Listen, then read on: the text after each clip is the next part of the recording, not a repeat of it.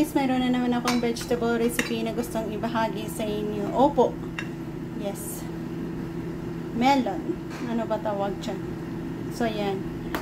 Garlic. And meron akong scallop and dried shrimp na konti na himay-himay na rin. Stay tuned kung paano natin gawin. Nakat natin sa gustong sizes ang ating upo. Ready to cook na tayo. Madami rin pala. Kuha tayo dito sa ating used oil na pinirituhan natin ng baboy.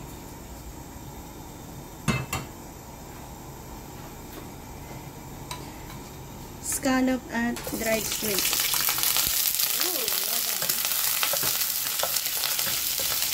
Garlic.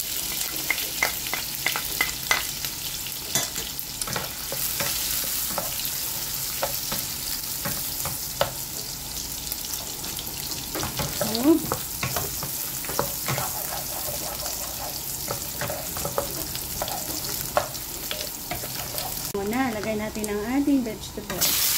Diba? Napaka-easy lang. Bisa-bisa, lagyan ng tubig and hayaang mag-soft yan.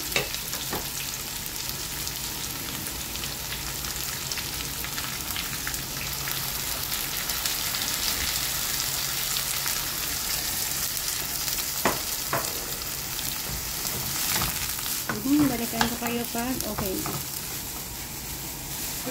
Bango. Dahil sa scallop at dried shrimp natin na ginamit dyan. Malapit na pero hindi pa tapos. Lagyan natin siya ng salt and MSG.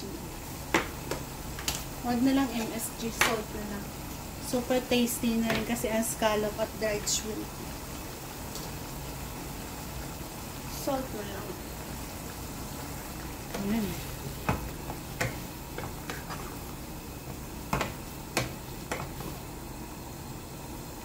Yan, subukan nyo ang ganitong pamamaraan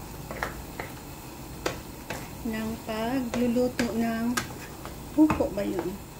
Round upo. Bottled gourd.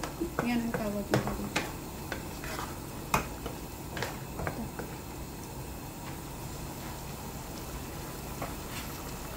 Tikman niya. Tama bang asin?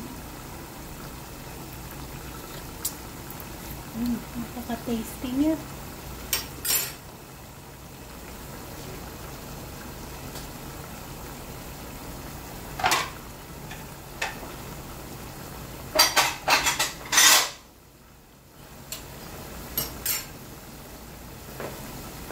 Yan, dahil soft na, okay na ito. Diba? Mabilis lang na karoon na naman tayo ng masarap na vegetable recipe.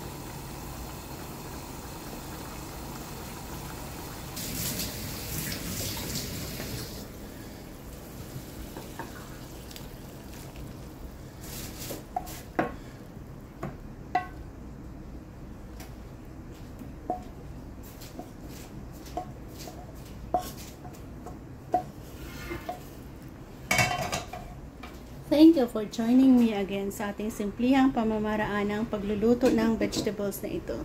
See you again sa ating next video. Bye-bye. Ganyan siya.